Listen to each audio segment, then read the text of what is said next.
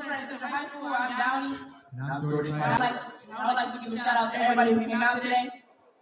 Me and Jordan are both seniors this year, finally.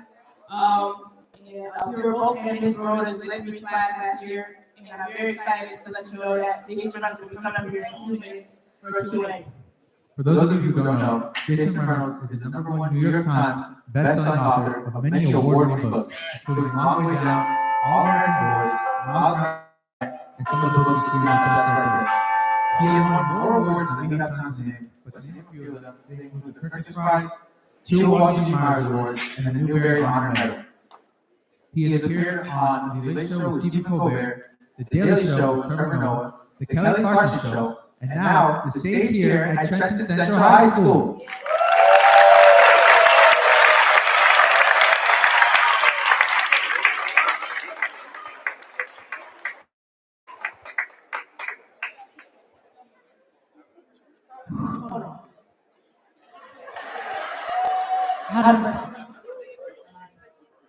Hello, everybody. My name is Alexa Baroda. If you don't know me, I'm an English teacher here at Trenton High. Before we meet Mr. Reynolds, our internationally celebrated author of young adult literature, I just want to take a moment to pause and reflect for just a minute on how grateful we are that he is taking time out of his very busy schedule to be with us today. So Jason Reynolds, I know you're out there. Thank you. Thank you.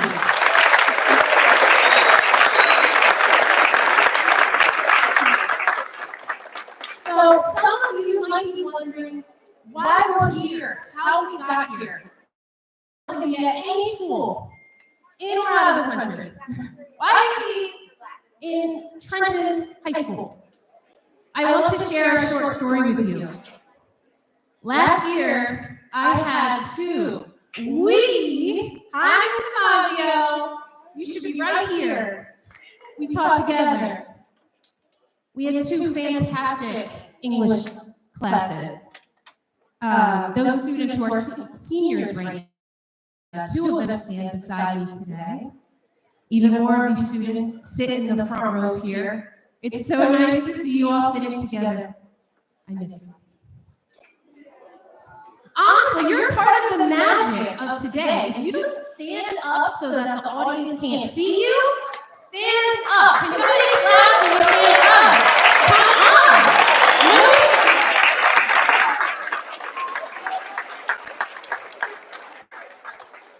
All right, so let me share just a short story with you. So last year, we read Long Way Down. Have you heard of it? We read Long Way Down. They were so moved by Long Way Down. And not just Long Way Down, but by Jason Reynolds himself.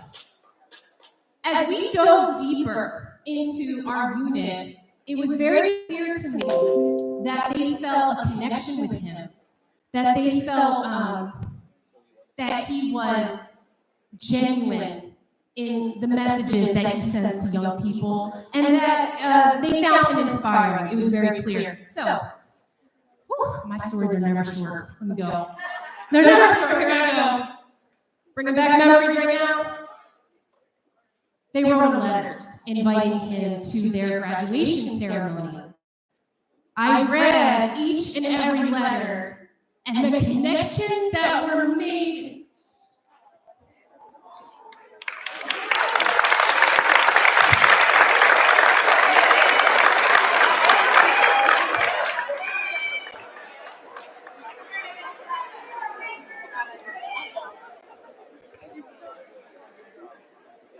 The connections that were made in the letters, needless to say, I couldn't just let them go. I just wanted to know that I did everything in my power. Let me put it, even my students who I thought were allergic to writing wrote him a letter.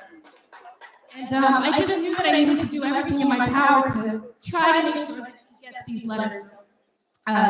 Simon & Schuster is his publishing company. And to be honest with you, when they emailed me and told me that they received his letters and that they were then received by Jason Reynolds, in itself, to share that with you guys, that in itself was extraordinary. Just that, knowing that he received your personal letters that you signed your name to.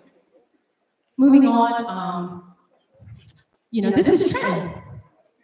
Go big or go home. That wasn't enough. So in our final days of the school year, some of us decided, let's put a face to these letters.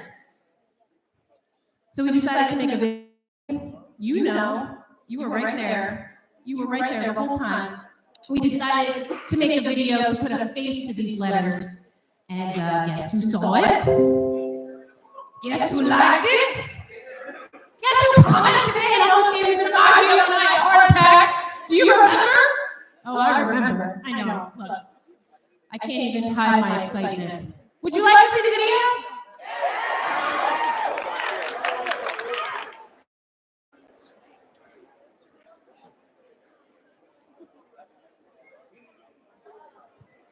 All right, the magic question. How do I play it? Nope. Oh, no, too far.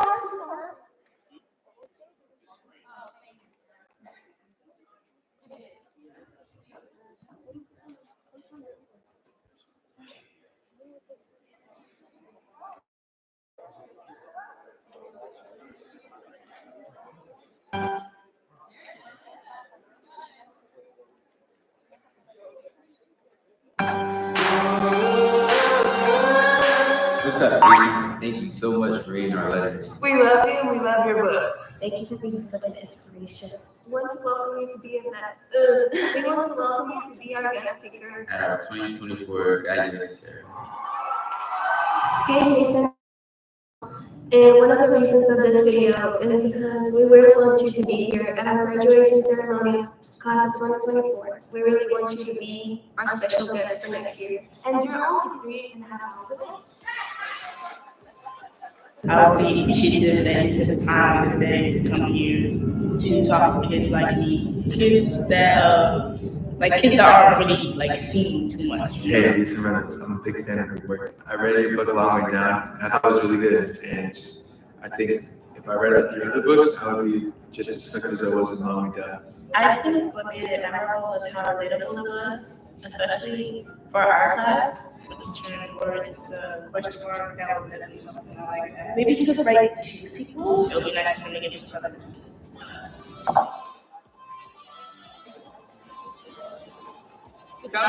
You Are you coming?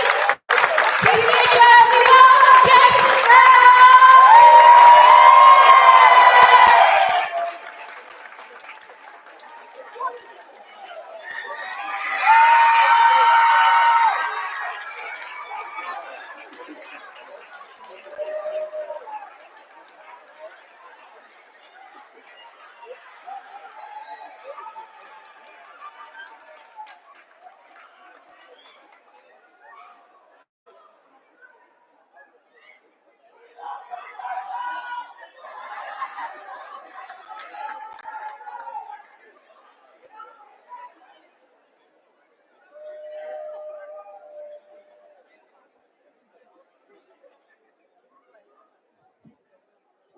What up? Y'all all right?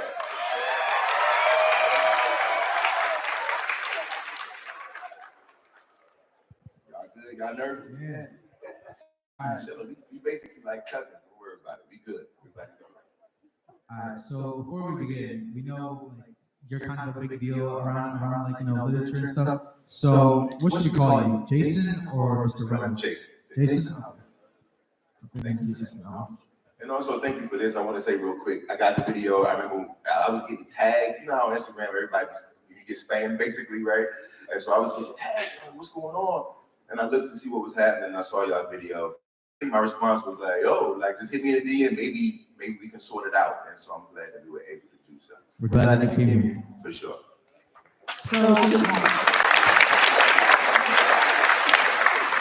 So Jason, what about our letters moved you so much that you decided to come here? You know what? I think it's. I won't lie to you. I get a lot of letters, right? But I don't know if I get a lot of letters with I don't get a lot of videos, first of all. I get a lot of letters sent to my house and, stuff like that. But I don't get a lot of videos, and I don't get a lot of teachers who are like, yo, we in this thing, we really are gonna try to create space for our young people to have this opportunity, right? Like, all right, y'all wanna do this? Let's make it happen. Let's support it. Let's take time out of the day when y'all supposed to be doing other stuff, right? To figure out a way to see if we can get this person to come and check y'all out. And I think for me, it was just like seeing so many black and brown faces, right? Kids who look like me, saying like, look, man, we rocking with what you're doing. We'd love for you to come check on us, come say what's up, speak at the graduation. And if you can't speak at the graduation, just come holler at us and let us know that you see us, right? And I think for me, that's all I really, why wouldn't I show up, right? I grew up in neighborhoods like this. I come from what we all come from. And it would have meant the world to me if somebody would have come to check on me. You know what I mean? That's all.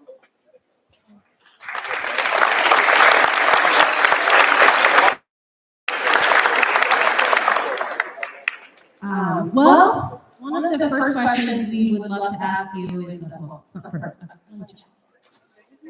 a little nervous. Sorry. What, you've written how many books? I think like 23, something like that. That's insane. So my question for you is, what inspired you to be a writer? Can you tell us just a little bit about your history with writing? When did you say, I'm really going to be a writer? Because we have writers in this audience, and I tell them all the time, this can take you somewhere. Yeah, when I was a kid, we didn't know any writers, right? Like this wasn't a thing when I was young.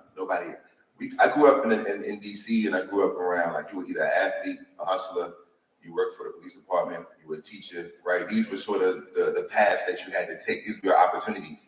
Writing wasn't something that any of us did. Like my family, we weren't readers, we weren't writers. Like that just wasn't something that we saw a lot of.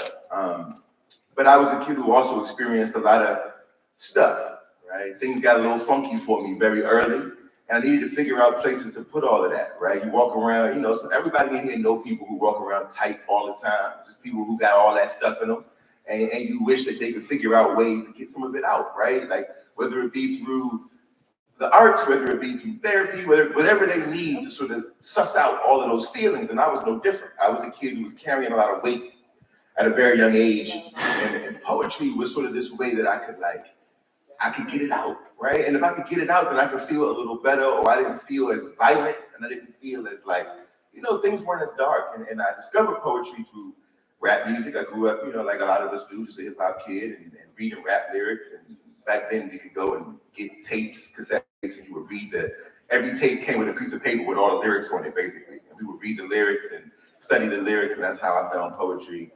And it saved my life, right? And after I found it, after I knew that I could do this, and I was 10 years old, I was pretty much, I knew already. I was like, I'm gonna do this. I'm gonna figure it out. I didn't know how.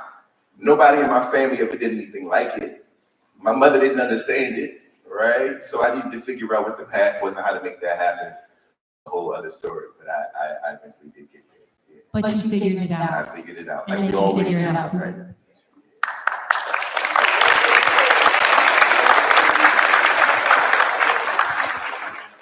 All right. Speaking of books and writing, we know that you did not read your first book front to back until you were 17 years old. Could you tell us a bit about your experience as a high school student? My experience as a high school student, I wouldn't have been in here.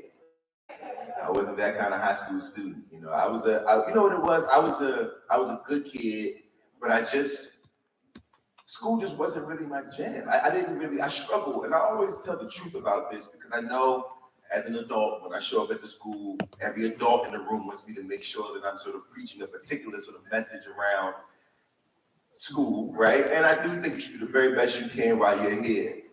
But my story is my story. And what my story is that I struggled. I struggled in school, I struggled in math, I struggled in English, all the way in college. I went to college and struggled in college as well. I had a hard time in school, but I had two teachers that understood who I was. Right? I had an English teacher in the 10th grade who did not give me a good grade. I got a B in her class, unfortunately. But every time I would turn in a paper, she would say, look, I'm gonna give you a D on this paper, Not because you're not a good writer, you have a lot of talent, but because you don't follow directions. Right? So I gotta grade you on the assignment, not on your skill, right? You have talent, but the assignment is this. And so unfortunately I have to grade you on this assignment, but I still get to encourage you because you do have talent. This is the first adult in my life to ever tell me that I had talent, to ever tell me that I had something special. Even though she had to do her job, she still understood, like, I don't have to destroy this kid just because he's struggling in my class. This kid and make sure he gets the juice he needs to grow into the person that he becomes when high school is over, right?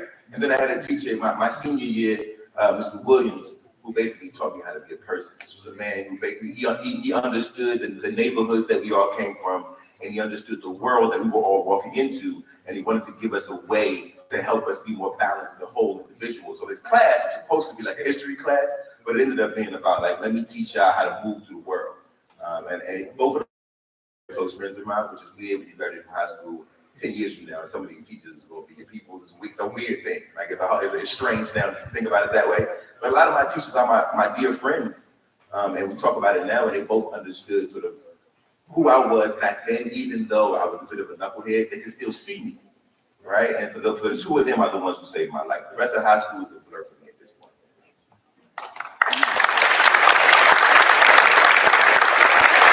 I think, you know, when you were speaking just now, one, I thought, oh, I'm so glad that you're saying that even though you got a D, you understood that your teacher really cared about you. And it just reminds me of that quote, it's not what you do, it's how you make people feel that really resonates.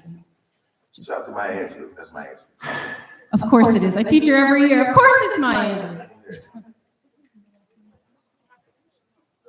I think I speak for everybody in here when we say we're big fans of Long Way Down. So where did the idea come from? Long Way Down? So, all right. So this is a story about where Long Way Down comes from. I was 19 and I got a phone call, 2 o'clock in the morning, from my homeboy, Daryl Holloman. That's his name, hence Will Holloman in the story. Daryl Holloman says, yo, Randall, one of my best friends, has been murdered. Now, I had lost a lot of friends already. I'd gone through that thing. Unfortunately, some of you, I'm sure, have gone through that thing, right?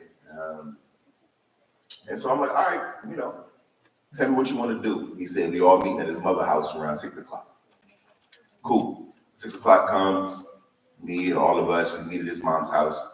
And we tell his mother, hey, you know, the neighborhood is the neighborhood, the rules are the rules.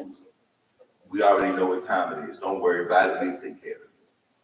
And I knew at 19 that I could kill a man and sleep like a baby in that moment, right? The anger and the rage that I felt was so real that I knew that if we figured out at any, because of my community and our environment and the rules that have been set for us, I knew that if we could figure out who did this, we could do we could do it.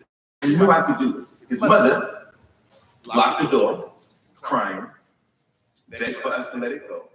So, out of respect for his mother, we let it go.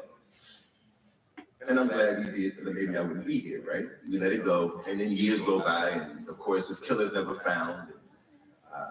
And I started visiting penitentiaries and juvenile detention centers, and I see a whole bunch of kids that are just like me, who were put in the same situation, and who made that, but we didn't have that mother there to say, right? Kids who felt real pain, real anger, real rage. I think sometimes adults don't understand that there are young people in their communities, in their classrooms, who got real pain, right? That they're carrying around, and who could do some terrible things, not because they're terrible people, but because there's no one that'll offer an alternative. That's against the wall. I ain't got no money. I can't call the cops. I don't know what I'm supposed to do in this situation. My neighborhood says this is how we're supposed to comport ourselves. Family says this is how we're supposed to comport ourselves. What do you expect me to do? Everybody mad at me for not having what you never gave me. And then you label me a monster and a gangster when I do the only thing I believe I have to do, right? This is the way it felt for us. And so when I started seeing kids in juvie and 19-year-olds serving life in prison, I realized, like, yo, I can write a book to at least show them as human beings, right? Yes, the book is now used as something to sort of gun violence and this sort of thing, right? Which it should be, but it's also a book that's supposed to humanize the people that we call gangsters, humanize the kids that we call monsters. It's like, no, this is a kid who's afraid. Will in this story is not a killer. He's a scared kid who doesn't feel like he has any other options. There's no one there to tell him you don't gotta do this, right? Except for the people that he meets in that elevator.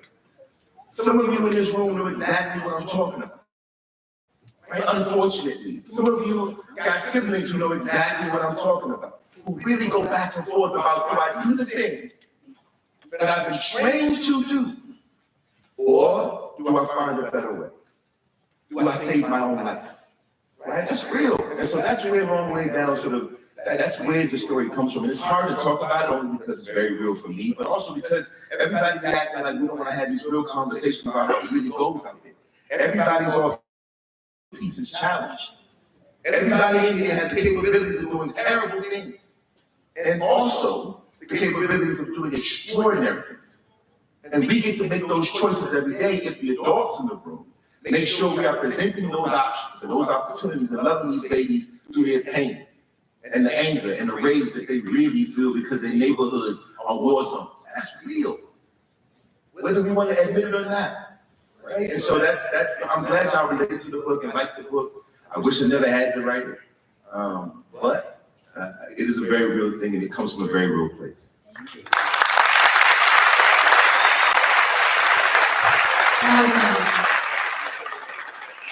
Well, we really appreciate you keeping it real. You know, it's a lot like that's probably the thing that most people can relate to. All right. So, what inspired you to become such an advocate for kids, especially young minors? Yeah, I think I just think people get it wrong sometimes about us.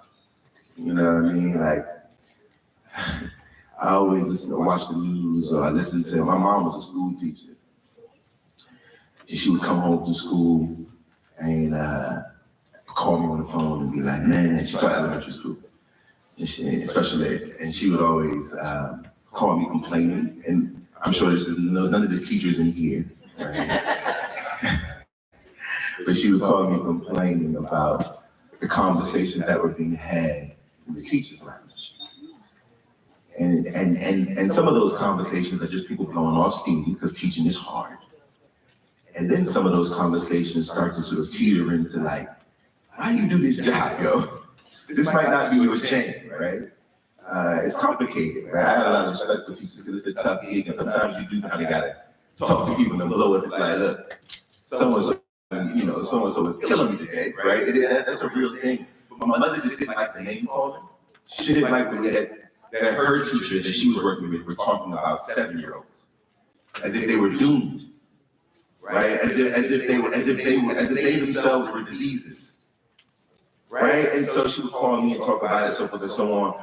And then we would watch the news, or my mom got stuck up one day, got held up at gunpoint, and by a kid who looked just like me, and then afraid of like me and all my friends, right? And so we started to talk about that, like what was happening psychologically to this woman who had experienced a moment of trauma and suddenly became afraid of the kids that she birthed and raised. And so all of these sorts of things were playing in my mind as I sort of was coming up in my career. And I just realized, like, somebody got to say that there's nothing wrong with us. Somebody has to say there's nothing wrong with Black children, right? We're okay. There's nothing wrong with us, right? Now, there may be environmental things that are happening that cause things, right? But in terms of who we are intrinsically, we're no different than anybody else. Right? People try to make it seem like we deserve to be in some other box. It's like, no, I'm a teenager like every other teenager. My life might be tricky at times, but it's also more beautiful than you could ever imagine. But nobody talks about the beauty of what it is to be a Black kid in this country. It's a beautiful thing. If you don't believe me, if you want to see your influence, look at let's just pick something that I know all of y'all know. You take something like something as silly and simple as TikTok, and you look at the dances that y'all do on TikTok. And if you type in whatever the newest dance craze is, and you type in any country in the world and type that dance in, you'll see everybody in the whole wide world doing your dance. Dance you started in your bedroom, in your neighborhood, right? You in here jamming, and there was some kid in Japan doing the exact same dance you doing, because everybody looking at you, everybody following you, but it makes it seem like something wrong with us. Meanwhile, we lead the way. We set the culture, the tone, everything that's cool comes from us. Right? Black women are the most educated human beings in America. And don't let nobody talk about it. Black men, people don't know this, are actually more available in their children's lives than any other culture in this country. And you would believe it's completely different based on what people say. But the data shows differently. They use in the industry, we don't want to publish your books because black boys don't read. Just like that. Black boys don't read. By the fourth grade, y'all already know that there's a huge portion of them going to prison based on their literacy rates. So what is the point of publishing your books when you're not going to read them? And then I said, maybe if it is true that they're not reading, which I don't know what it is, but if it is true that they're not reading, maybe it's because you won't publish my books.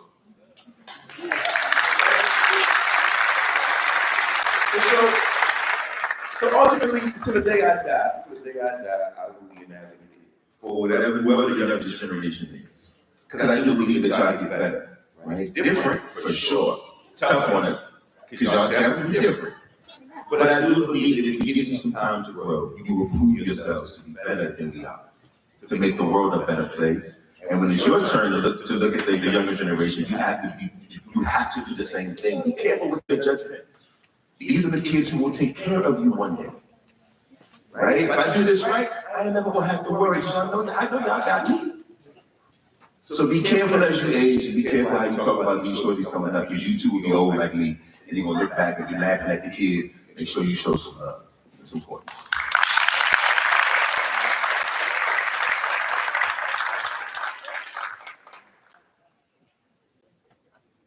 Okay, so maybe do two more and then turn it over to the audience. Well, I'm nodding along to everything that you're saying, because when I try to articulate why I love teaching your novels, I wish I could just say it how you just said it. You're so articulate. And it brings me to a question I have.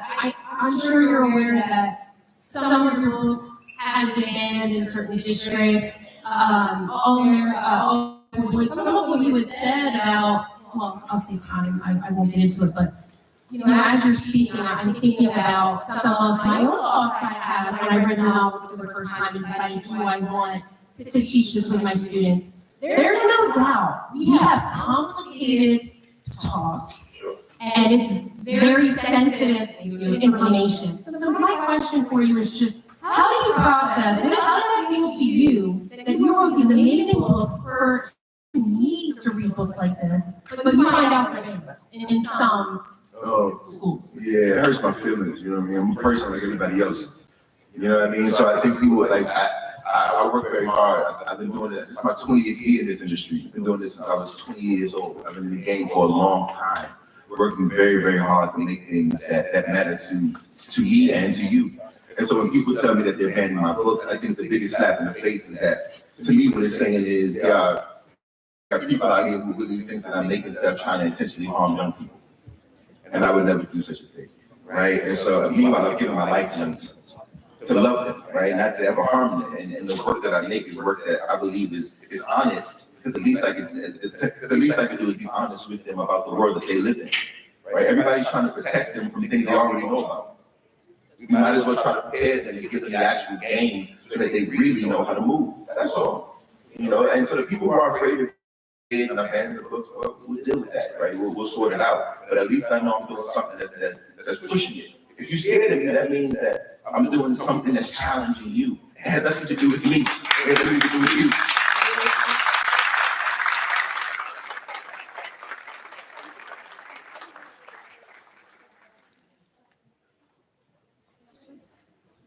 This is our last question for you before we go to our Gotcha. What's my next book? Yes, your next book. Oh, man. Y'all really trying to get me kicked out of here today. I'm going to go ahead and talk about it since we have an honest conversation. So, this high school, So I wrote this book called 24 Seconds From Now. Comes out in a couple of months. And I was thinking about my time in high school. How, here we go. How nobody really ever wondered when I was sort of growing up and maturing and got to my junior, senior year, nobody ever asked me, we went through like sex ed class and all of that. Nobody ever asked me what it felt like emotionally and mentally, what my insecurities, how my insecurities were operating before I lost my virginity. Yeah, I told you, it's what. Here's why. So I'm right about it. You understand what I'm saying? And you know, and I think it's important just because, much like book banning, there's all these conversations that everybody pretends are so taboo, even though they talk about it all the time. Right? Like, yeah, but it's okay. I understand that it's like one of those weird things, but the truth of the matter is, it's like, why act like I know what I'm talking about? But I don't know. Like, it's such a weird thing that everybody get real funny about it, but we live real lives. Right? We live real lives, we have real things going on. None of y'all ain't hiding it. I know what everybody got Twitter accounts for. I know what all of this about, right? Yeah. Oh, look at how real it is. Like, I already know what this is about, right? Mr. Reynolds gets a prize for that one. It is what it is. Give him that. It is. So, I wrote a book about it. It comes out in the fall, and I actually hope that everybody's not scared. Because I think if we're not afraid of these conversations, there's nothing inappropriate. Everybody get weird, there's not an inappropriate conversation. And I hope that we can lean into a really important conversation so that there's less harm. So that there's less harm as you guys continue to get older. There's less harm on young women. Like this is the point, right? So like instead of just running from it and pretending like, so what's what? I'd rather us lean into some healthy conversations around what it is to actually be a young man. What it is to actually own your whole self as you sort of go through this process that all around the world. You don't have to stay. Since you asked.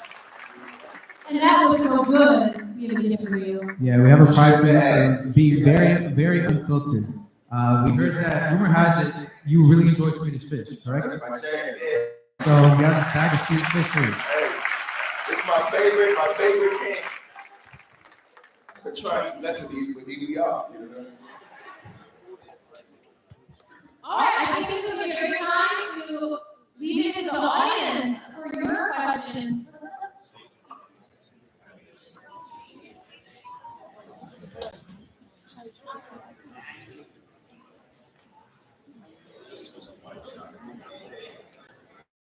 Get somebody in the mic. I just don't know why I whisper. I was whispering to my phone just went off. Sorry about that. What are we doing, man? Is that a gift? What's up, bro? What's this, man? I just don't be taking packages. It's yours. What's in the package? Good look, man. Let's see what it is. What is it? He told me to give it to you. It's right. Let me get the sweatshirt. Thank y'all very much. I appreciate it. Yeah.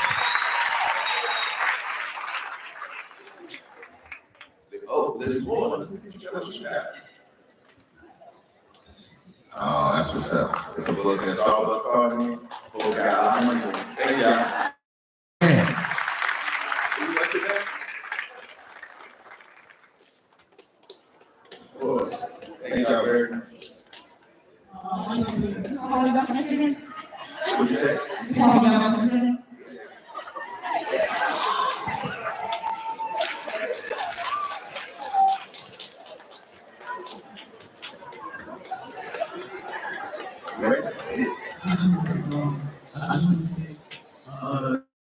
For reading our letters and looking at the video and coming here today. It really means a lot.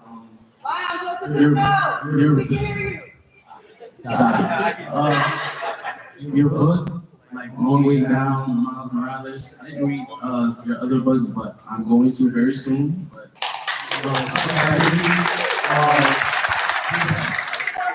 so like Long Way Down, it taught me on so many levels that I didn't know I had. I find myself reading it over and over and over again. Audiobook. So when I go home, I might put it on. Everything about the book was just amazing. Like, I truly appreciate you for publishing the book. And coming here and just thank you. My pleasure, man. My pleasure.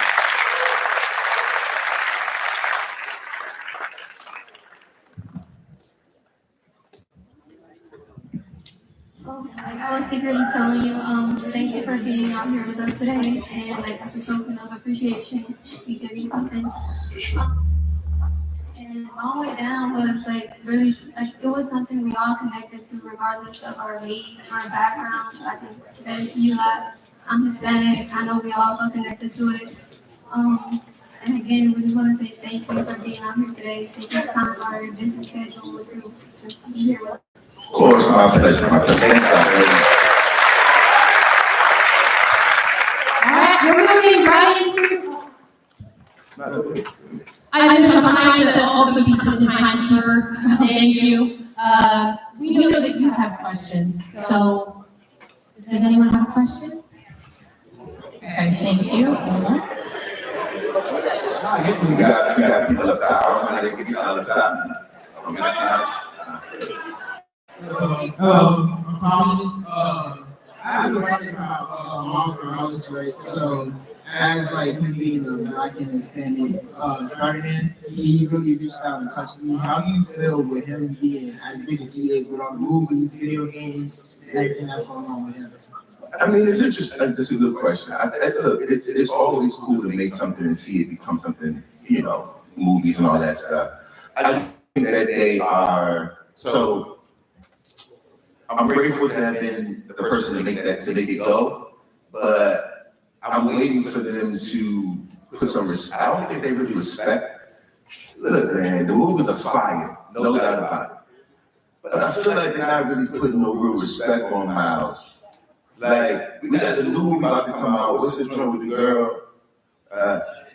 What's it called? It's called Spiders and something else. It's like a new, it's like a live action film.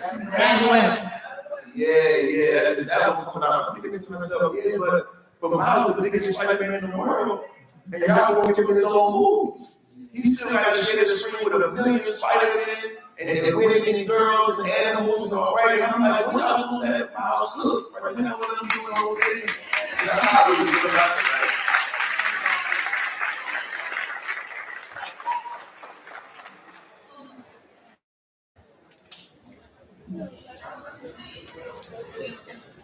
Okay, let me make sure. After this question, I'm going to top. Hi. I was just wondering, how would you feel if they came to you and asked would you be interested in making Long Way Down into a movie? Oh, okay, good question. So it was close. We wrote the script. Universal had it. This close. It was this close to being a movie. At the last minute, there was some sort of mix-up in the executive side, and they ended up canceling the film. Right now, I'm rewriting it, trying to turn it into a limited television show. So we'll see if I can get that done by the fall. But it is, everybody wants to make it into it, we just haven't been able to connect it out yet. It eventually will happen, but I just don't. Yeah.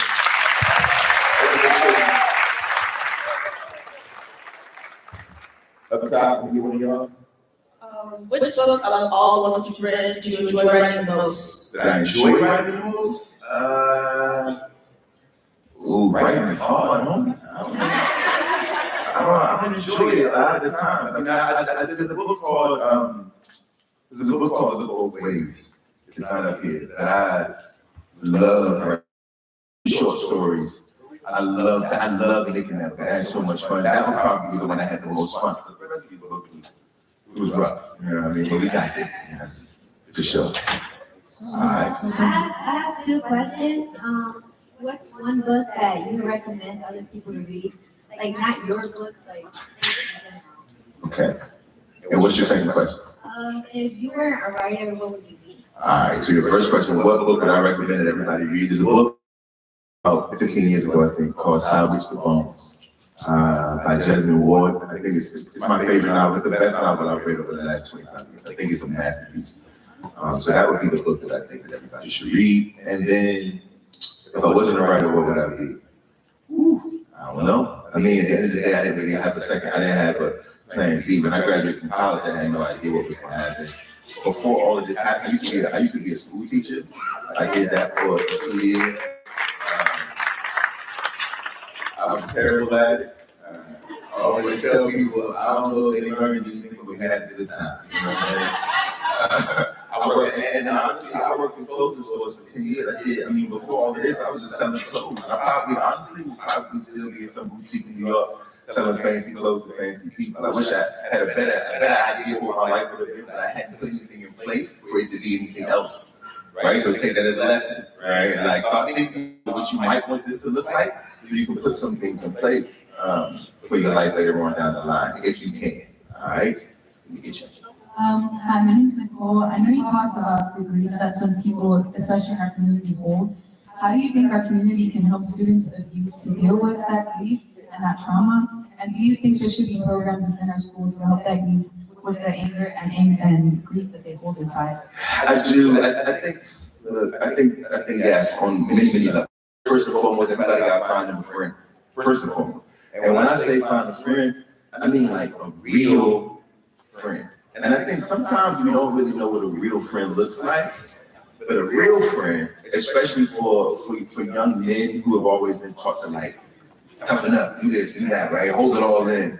You gotta find you a homie that you're willing to stand in front of and cry.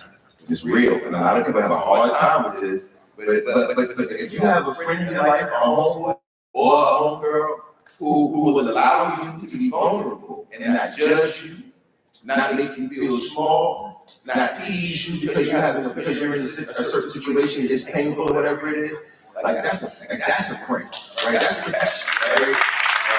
So first you gotta do that, find some friendships. I think the second thing you have to do, you gotta find some mentorship. Listen, I understand that not every teacher is your teacher, right? I know that, but I also know that everybody knows there's one teacher that you know for a fact loves you. And that teacher, you need to stick close to, right? Stick close to. They may not be able to give you everything, but stick up under that person, and that's the one teacher when they talk to you. Try your best to listen.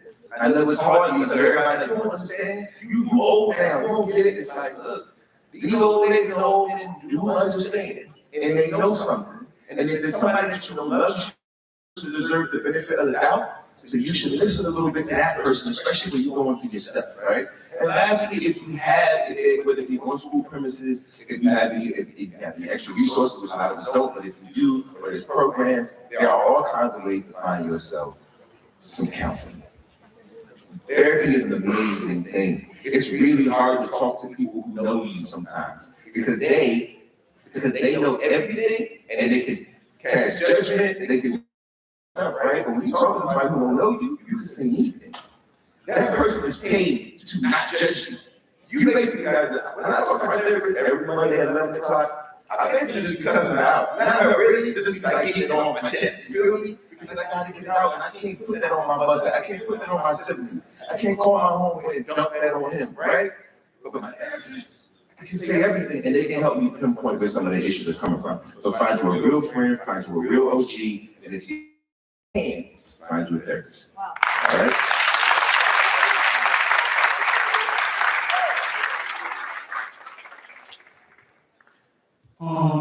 So my question is, you said when you was in school, a teacher told you that you're good at writing, you're not good at following instructions.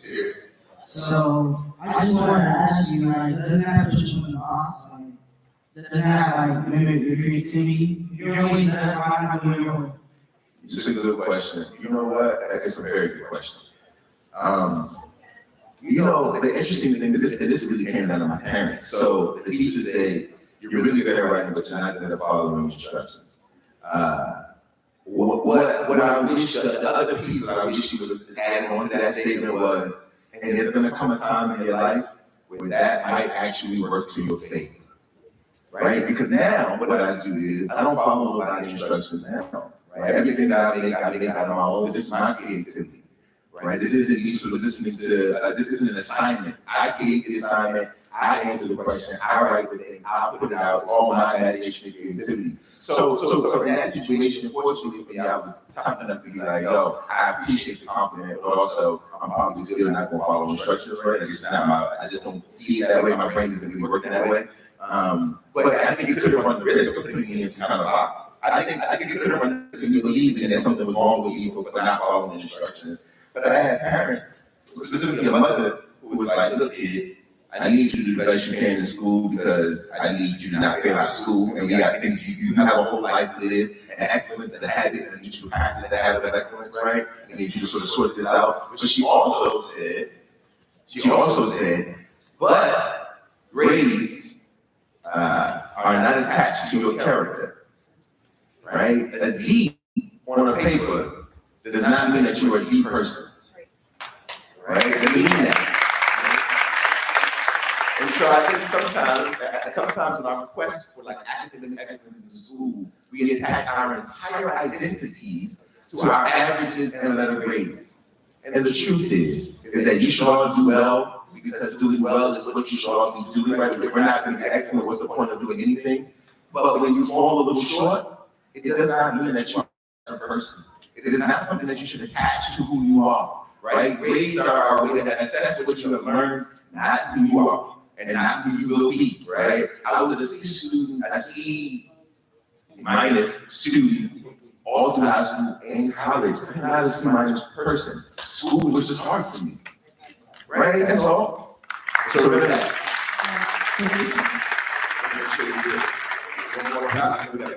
Yeah, we had 5 kids that had questions. So I don't know if that's going to be too much time now. Can we do one? Sorry, we just want to make sure we have time for folks signing. My name is Matt, and I just wanted to know, as a writer, like what has really solidified your writing style, if anything, and is there any like type of book or like inspiration that you have found that really made you improve as a writer? Yeah, I'm sorry, family. I'm hard of hearing. Say it one more time. Has there been anything that really solidified your writing style and made you improve? Something that's helped with my writing, influenced my writing style, things of that nature. Yes.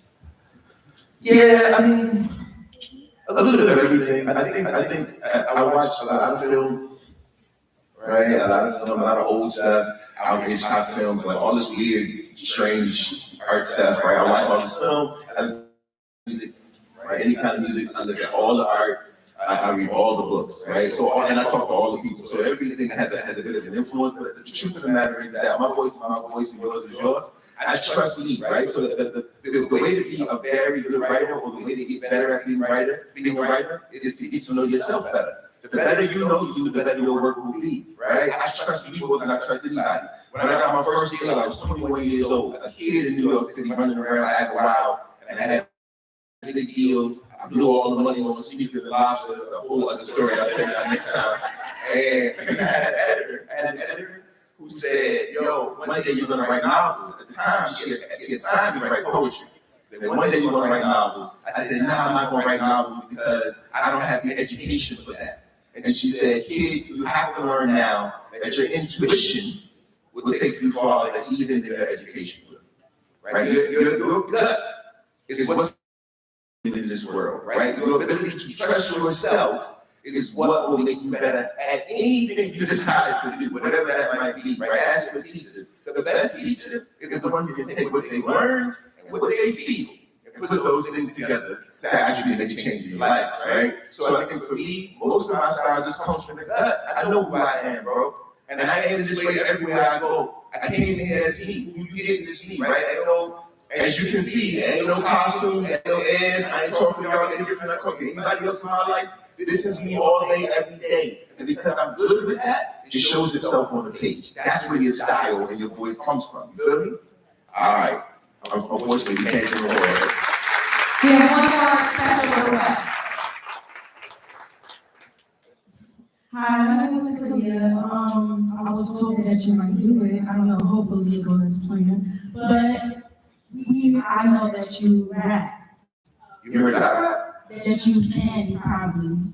People out there listening, that we just walk kind of live. I want y'all to understand. The internet don't be real. Okay, but if you can do poetry. Yeah, I guess I respect that. I respect that. Look, here's the thing. First of all, can you rap? Yeah. You can? Oh, why do you rap? You rap. You about to go do a rap? Listen, let me tell you why I'm not going to do it. Not because when I was much younger, yes, I used to do all that stuff when I was much younger. The truth, if I'm being very honest with you, I'm older now. It ain't. 40 is not 21, first of all. And it don't click like it used to click. My memory don't do what it used to do. You, on the other hand, got a brand new mind. Memory is fresh. So if you got a quick 16, I don't think you. Everybody say you got balls.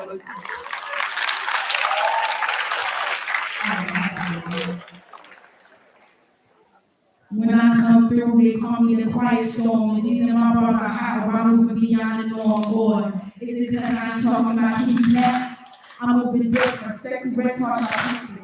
You got an issue that's beyond me. Biological wasn't nothing, so I knew I had to be. Generational curse breaking, I mean to make it. Make it my music, no hesitation.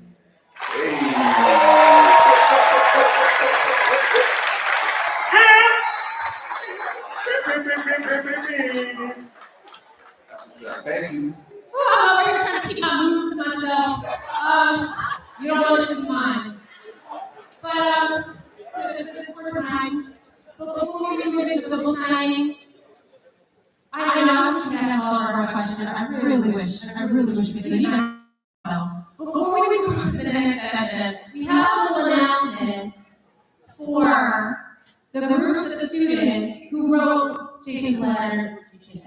Jason's letter and participated in the blog. We have Words Matter books here with us today. Are you that?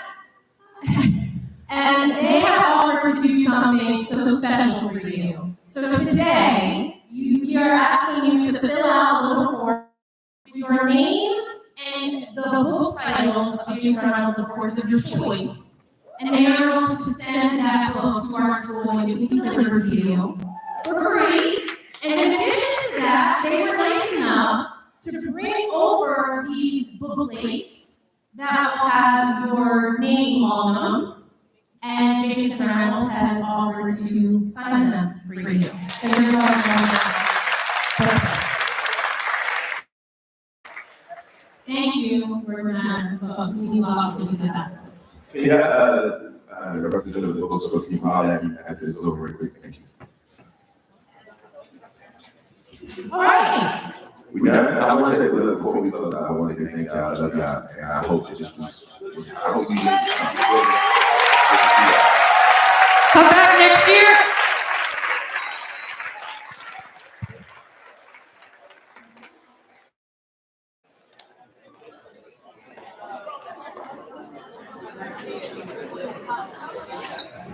All right, so if any of you brought a book for Jason Reynolds to sign, let's let him get acclimated and comfortable for a minute so we can get set up.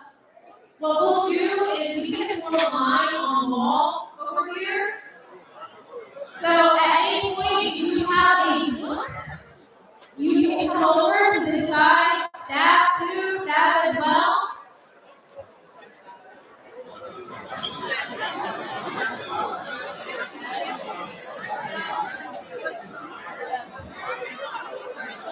There's just one thing.